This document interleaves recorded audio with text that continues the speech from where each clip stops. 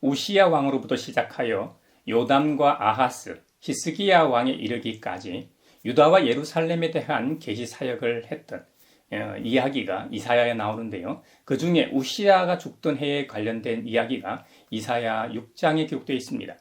이사야 선지자가 본 이상은, 환상은 말이죠, 선민 이스라엘에 대한 심판 경고와 회복 약속, 그리고 열방에 대한 역사적 심판을 종말론적 구원과 관련하여 예언하고 있습니다. 사실 성경의 축소판이라고 할 수 있는 66장으로 구성되어 있는 이사야서는 크게 세 부분으로 나눌 수 있습니다.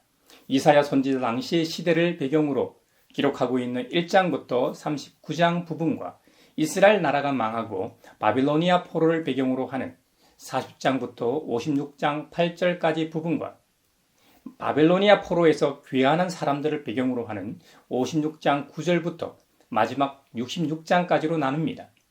1장부터 39장을 편의상 제1 이사야, 40장부터 56장 8절까지를 제2 이사야, 56장 9절부터 마지막 66장까지를 제3 이사야라고 부르기도 합니다. 성경의 작은 축소판인 66장으로 구성된 이사야는 다른 시대를 배경으로 하고 있고 그 시대를 배경으로 크게 3부로 나누어져 있다고 기억하시면 됩니다. 오늘 이사야 본문은 제1부 이사야에 속하고 그 중에서도 이사야 전체의 소론격인 1장에서 6장 부분에 해당하는 본문입니다. 1장부터 6장까지는 놀랍게도 하늘 법정으로 시작하여 그 법정으로 끝을 맺고 있습니다. 여러분, 법정하면 어떤 이미지가 떠오르십니까? 예전에 청년들을 데리고 법정 견학을 간 적이 있습니다. 그런 경험을 쉽게 할 수 있는 것은 아니지요. 평범하게 살아가는 시민이 법정에 갈 일은 별로 없죠. 우리가 살아가면서 경찰서와 법정에 갈 일이 잘 없죠. 또 성탄절이나 부활절 시즌에 나눔을 위해서 간혹 가기는 해도 일반적으로는 우리가 살아가면서 그런 곳은 안 가는 게 좋다고들 생각하고 말합니다. 그리고 교회에 법조인이 많은 것도 아니고요. 법정에서 재판이 진행되는 과정 하나를 방송했는데요. 우리나라에서는 특별한 경우를 제외하고 모든 재판은 공개됩니다. 누구나 재판을 방청할 수 있죠. 법정 앞에 가면 오늘의 재판 안내문이라고 붙어 있습니다. 재판 안내문을 참고해 방청할 법정을 선택하고 핸드폰을 끄고 법정에 들어가 방청하면 됩니다. 청년들 개개인이 관심사나 그날 선택에 따라 원하는 법정에 가서 방청을 하였죠. 사실 법정에 가면 법정 단상, 이 정면으로 재판관인 3명의 판사가 있죠. 가운데 재판장과 우배석과 좌배석 이렇게 3명이 판사로 앉아 있고 그 단상 아래 중앙에 법원 사무관이 앉아서 기록하고 있습니다. 그리고 원고 측과 피고 측에 따라 좌석이 달라지는데 법관을 기준으로 하여 이 좌측은 원고 측이 앉고 우측은 이 피고 측이 앉게 되어 있습니다. 이것은 개인 또는 법인 간의 분쟁을 중재하고 해결하는 법적 절차인 민사소송 때 앉는 규정입니다. 반면 법정 행위에 대한 처벌을 목적으로 국가가 범죄자를 기소하는 형사소송의 경우도 변호의 이름만 다르지 좌석 배치는 동일합니다. 형사소송에서는 좌측이 검사석이고 우측이 변호인석입니다. 그리고 이 재판부를 바라보고 원고석과 피고석 사이에 또 증언대가 있어 증인으로 채택된 사람은 그곳에서 증언을 하게 됩니다. 요즘 대통령 탄핵으로 헌법재판소의 재판 영상을 통해 쉽게 확인할 수 있는 장면입니다. 사회에서는 법정에서 자잘못을 따져 억울함을 풀기도 하지만 범죄 행위에 대하여 징계하기 위한 법정이라는 것이 존재하는 것처럼 오늘 이사야 본문에 등장하는 하늘의 법정도 하나님의 말씀에 위배되는 이스라엘을 징계하시기 위함입니다. 하나님 나라의 법정에서 그들의 죄악을 드러내고 그 결과로 징계가 따라오는 것이죠. 그러나 성경의 이 패턴대로 결코 징계로만 끝나지 않습니다. 반드시 회복으로 모든 계시와 예언이 마칩니다. 이것이 세상 법정과 하늘 법정의 차이입니다. 이사야 서론격인 초반 6장의 내용들을 살펴보면 죄에 대한 책망과 징계 그리고 회복으로 그 내용이 구성되어 있음을 봅니다. 이사야는 그 당시 임박한 징계와 회복에 대한 내용인 아시리아의 황제 사네립의 침입에서의 구원과 바벨로니아로부터 풀려나 귀환하는 모습이 묘사되어 있습니다. 더 중요한 것은 본질적 구원이라고 할 수 있는 메시아 초림으로 인한 회복을 언급하고 있다는 점입니다. 그래서 구약 성경 어떤 책보다도 오실 메시아에 대한 예언이 많이 수록되어 있는 것이죠. 저는 가끔 하나님 나라의 법정을 상상하곤 합니다. 그곳에는 영원한 우주의 재판장이신 창조주 하나님께서 재판장의 자리에 좌정해 계십니다. 그리고 이 검사석에는 우리의 죄를 낱낱이 고발하는 사탄 마귀가 앉아 있습니다. 때로는 일어서서 우리를 가리키며 우리의 죄를 낱낱이 까발리고 있습니다. 하나님 앞에서 사탄의 고발에 나는 의기소침해 아마도 있을 겁니다. 하나같이 틀린 얘기가 없습니다. 사탄의 논거와 주장은 이 세상에서 내가 살아온 삶의 흔적이고 그가 내세우는 증거들과 증인 역시 틀린 게 없기 때문이죠. 사탄의 이 기소와 공소장은 이 세상에서 가장 뛰어난 법조인이 만든다고 해도 흉내도 못 낼 만큼 완벽합니다. 나는 두 눈을 질끈 감고 하나님을 향하여 호소하지도 못한 채 사탄의 주장이 끝나기만을 바라보고 있습니다. 낙심되고 너무나 풀이 죽어 있는 그때에 홀로 변호하시던 우리 주님 예수님께서 조용히 일어서서 반박하기 시작하십니다. 의로운 우주의 재판장 하나님, 원고촉 사탄의 주장은 다 맞는 내용입니다. 공소장에 기재된 피고 조인연의 성명, 그리고 죄명, 공소사실, 범죄의 시일, 장소, 방법은 100% 다 맞습니다. 그래서 사탄의 주장처럼 하나님의 나라가 아니라 영원한 형벌을 받는 것이 마땅합니다. 예수님이 왜 이렇게 변호하실까요? 저는 완전히 실망하고 절망합니다. 예수님께서 여기까지 말씀하실 때쯤 나는 아연실세 기절초풍 직전이 됩니다. 모든 소망이 다 사라진 것만 같은 그때 우리 예수님께서 계속 변호를 이어가십니다. 하지만 의로운 우주의 재판장 하나님, 지금 하늘의 법정에 피고인으로 앉아있는 죄인 조인연은 사탄이 주장하는 대로 더 이상 죄인 조인연이 아닙니다. 피고인 조인연은 하나님께서 창조의 질서를 회복하시고자 이 땅에 보내신 나 예수를 믿고 새 사람이 되었습니다. 원죄를 비롯하여 하나님으로부터 멀어지게 한 모든 죄와 잘못을 바로잡는 십자가 사건과 부활을 믿음으로 하나님의 백성이 된 조인연입니다. 그러므로 피고 조인연은 무죄입니다. 그는 하나님 나라에서 하나님과 함께 영원한 행복을 누리며 살아야 마땅합니다. 예수님의 변론이 끝나자 판결이 내려집니다. 피고 조인연 무죄. 그 소리를 듣고 저는 땅에 주저앉아 감사와 감격의 눈물을 흘리며 자비로우신 하나님과 참된 목자 되신 예수님을 찬양합니다. 이것이 가끔 제가 상상하는 하늘의 법정입니다. 이사야 6장은 이사야의 소명장으로 불리지만 사실은 소명장이라기보다는 앞선 5장에 대한 설명이라고 보는 것이 더 타당합니다. 이사야 5장은 적군이 급격히 몰려오는 장면입니다. 적국이 쳐들어와 나라가 망하는 것으로 끝나는 것이 아니라 결국에는 심판 뒤에는 반드시 회복이 있음을 강조하는 것이죠. 이사야가 환상을 본 때는 주전 740년경입니다. 성경의 기록대로 우시아가 죽던 해입니다. 우시아는 남유다 왕국의 위대한 왕이었습니다. 혼란스러운 국제 정세에도 나라를 굳건하게 하였던 강력한 왕이었습니다. 그 당시 고대 근동의 절대 군주였던 아시리아 제국에는 디글락 빌레셀 3세가 즉위합니다. 이때부터 아시리아는 멸망할 때까지 약 130년간 근동 지방을 지배하게 됩니다. 지중해 연안의 대부분의 나라들을 점령하고 조공을 받고 있었습니다. 북이스라엘도 아시리아를 섬기며 조공을 바치고 있었죠. 이런 국제 질서 속에서도 남유다 왕 우시아는 디글락 빌레셀 3세의 팽창을 막고 남유다 왕국을 든든히 지켜낸 그야말로 위대한 왕이었습니다.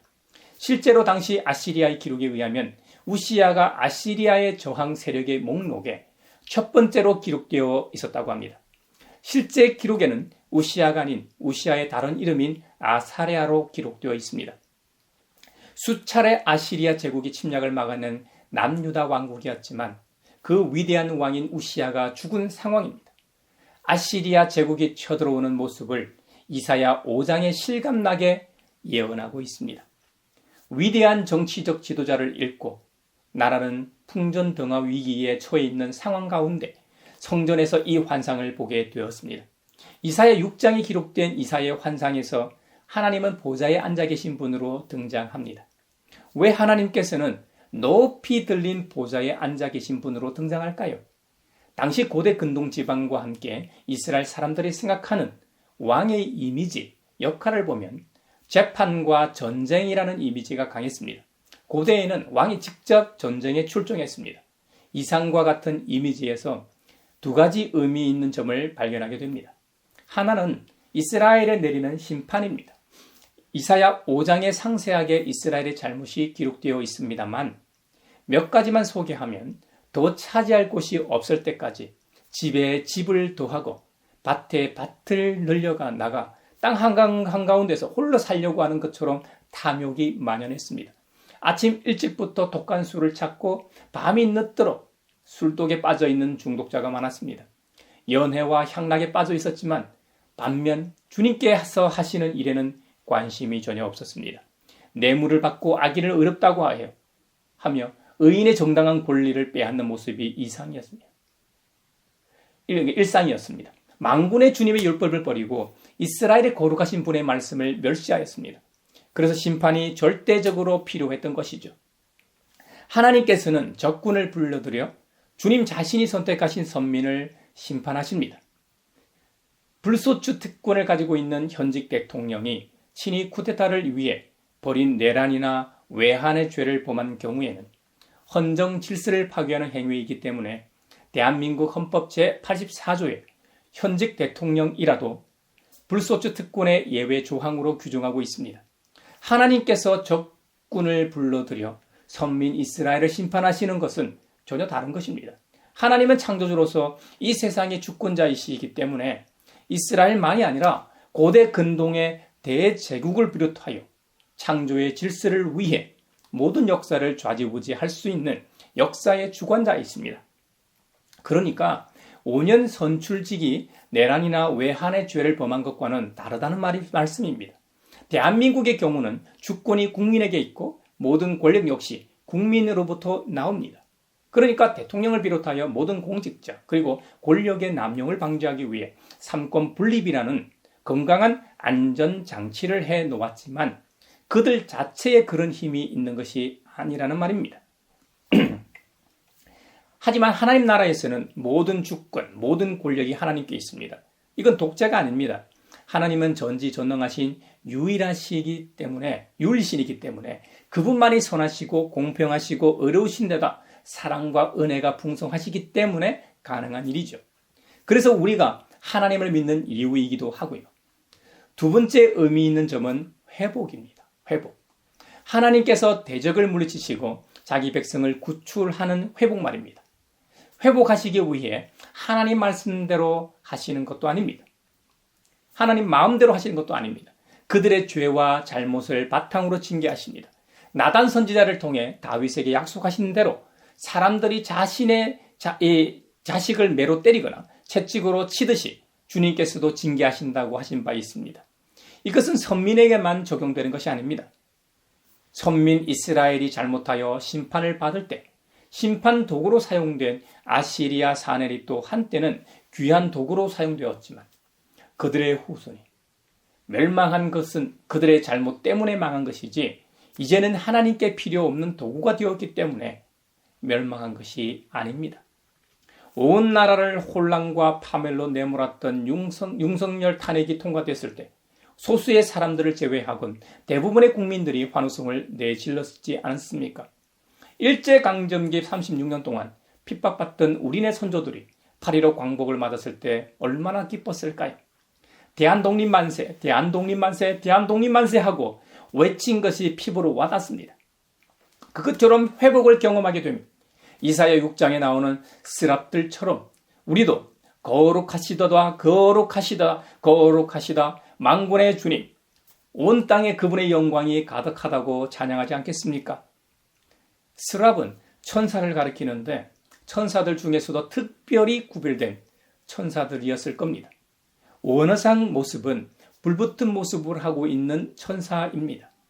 불같이, 이 불꽃같이 말이죠. 밝게 빛났으며 천상 궁중의 순결과 권능을 상징하는 모습 정도로 이해하시면 될 것 같습니다. 스랍들 중 하나가 제단에서 타고 있는 숯을 이 부집개로 집어 손에 들고 이사야에게 날아와서 그 숯을 이사의 입에 닿게 했습니다. 그 순간 이사야의 모든 악이 사라지고 죄가 사해졌습니다.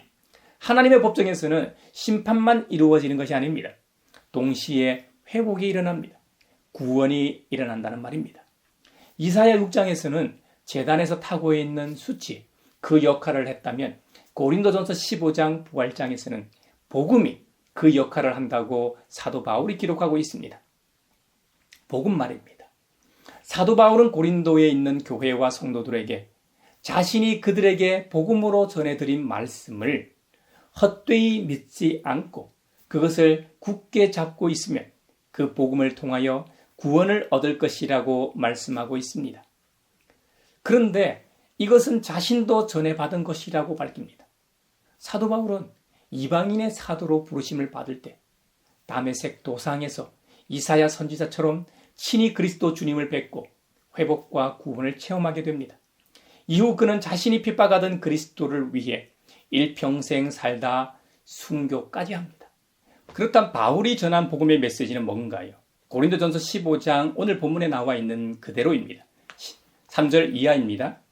그리스도 우리 주님께서 성경대로 우리 죄를 위하여 죽으셨다는 것과 무덤에 묻히셨다는 것과 성경대로 사흘 만에 살아나셨다는 것과 게바에게 나타나시고 다음에 12제자에게 나타나셨다고 하는 것입니다. 아멘. 부활을 목격한 사람들은 이들 사도들만이 아닙니다. 그 후에 500명의 형제 자매들에게 나타나시기도 했습니다. 부활의 목격자들 중에 더러는 세상을 떠나기도 했지만 그들 대다수는 지금도 살아있다고 합니다. 나중에는 맨 나중에 다리 차지 못하여 난 자와 같은 바울 자신에게도 나타나셨다고 증언하고 있습니다. 그런데 말이죠. 사도 바울 자신이 믿음의 여정을 돌아보니 오로지 하나님의 은혜였다고 고백합니다. 과거에 열렬히 교회를 박해하던 장본인이 바로 자신이라고 고백하면서 말이죠.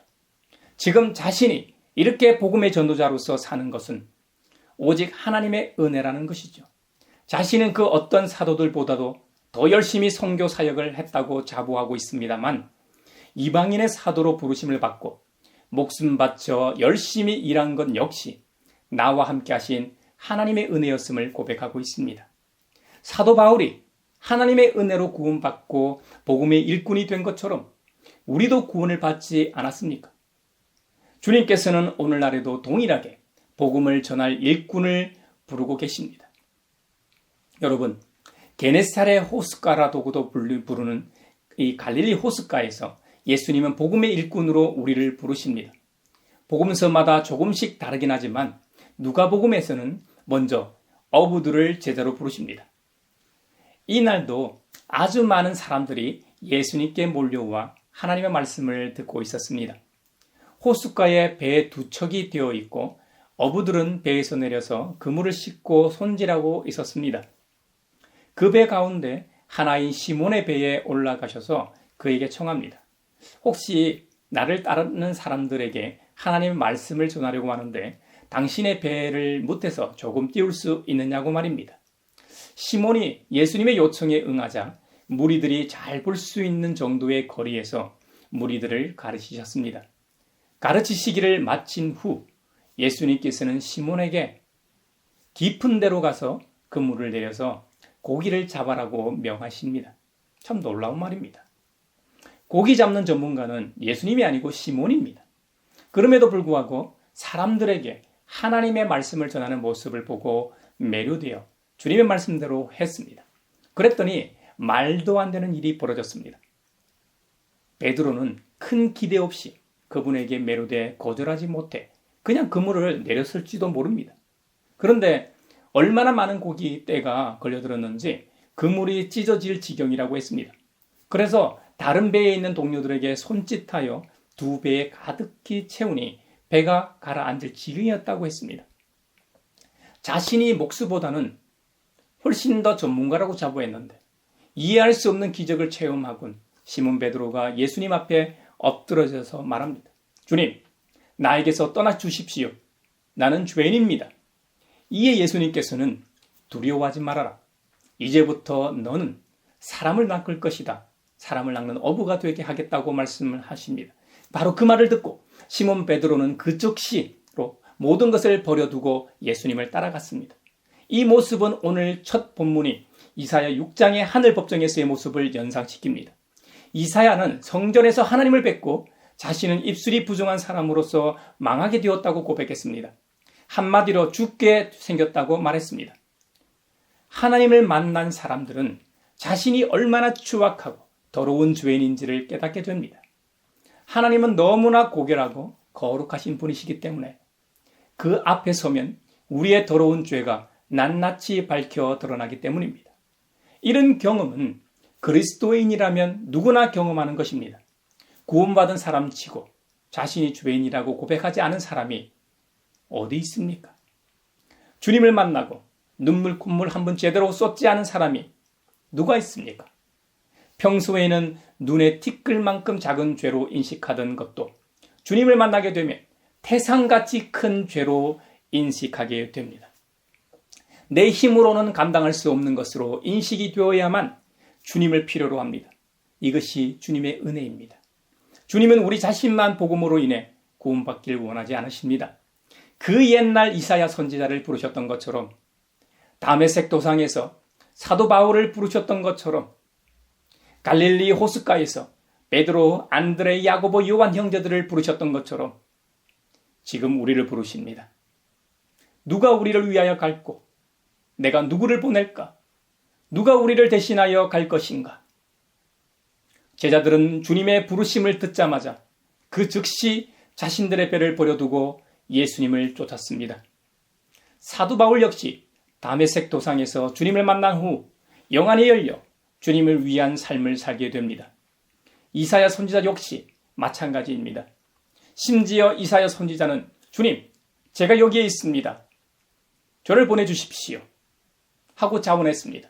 사랑하는 형제자매 여러분, 두려워하지 마십시오. 탈종교 시대에 교회와 그리스도인의 신뢰도는 땅에 떨어져 있어도 괜찮습니다. 오히려 잘된 일입니다. 그렇지 않았기에 그동안 교만했던 것입니다. 마치 우리가 잘나 한국 교회가 승승장구하는 것처럼 말입니다. 여러분, 그게 아닙니다.